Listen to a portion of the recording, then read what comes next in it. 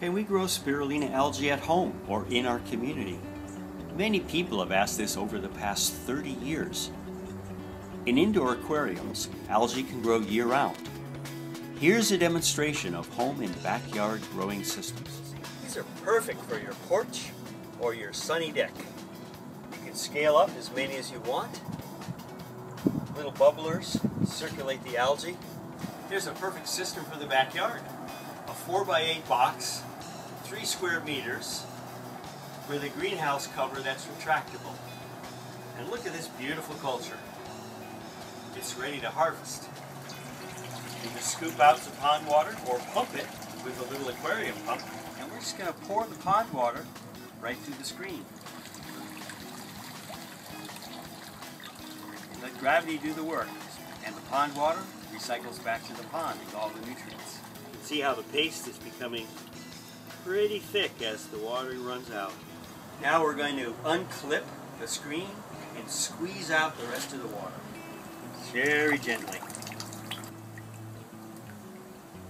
So, let's take a look. Here's a fresh spirulina harvest. You can see the paste is fairly thick and it's ready to eat.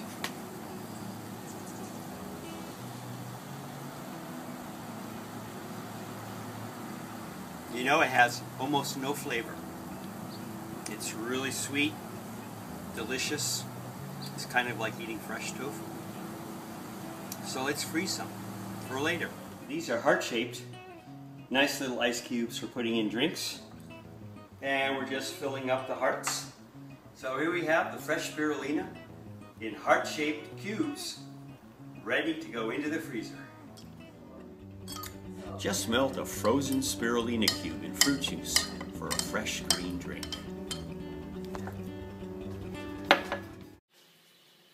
Hello fellow humans, I just wanted to show 1 month into my spirulina growing adventure, and I took about 3 tries at first and killed 3 batches of spirulina before I finally got the culture going.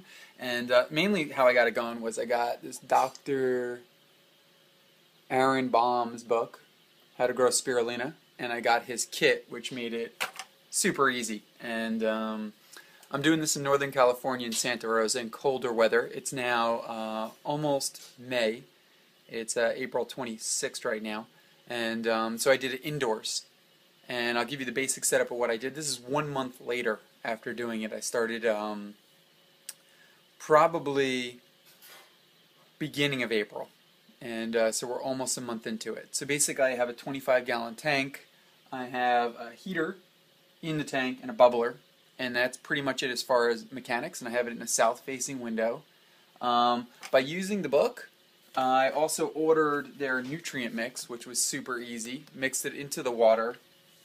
And I used their iron and their nutrient mix, and got the culture also from the same company, which is algaelab.org.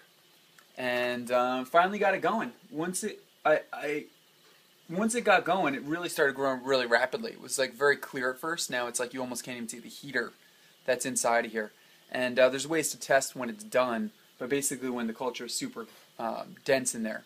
And I harvested today for the first time. So what I did was I got a 50 micron bag, and I simply, they said to use a pump, but I just scooped out 5 quart jars. 5 quart jars through the mesh bag, and I let the water sieve back into the tank. And then I'm going to add a little bit more nutrients. And then this is what came out. And we all know the benefits of spirulina, not only is it protein, amino acids, nutrients, super absorbable by the human body because the cell walls are so thin. So this is what came out. You're backlit here, so I'll make it go this way. You probably get a better view of the spirulina. Spoon. So this is the finished product. It says super dark green, and the way you test it to make sure it's safe, spirulina grows in a solution that's super alkaline. So once it gets above like 9.5, mine was 9.8. I just checked it on my pH meter.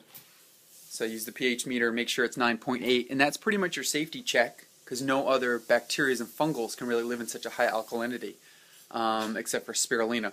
And it naturally raises the pH. But if you read Dr. Baum's book, you'll get all that on there.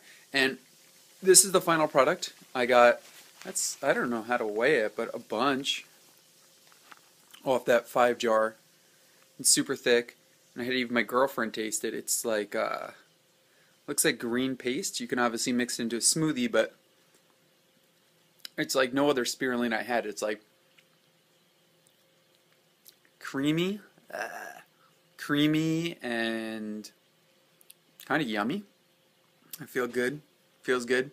I don't know. And it's, you know, super nutrient dense, and there's quite a lot of it off that 5 scoops. You could definitely like make a heck of a green smoothie off that. And feels good to eat. And what I was planning on doing is seeing if I can take this starter culture, flip it into the backyard into like a kiddie size pool, and do a lot of it while it's warm up here in the summer.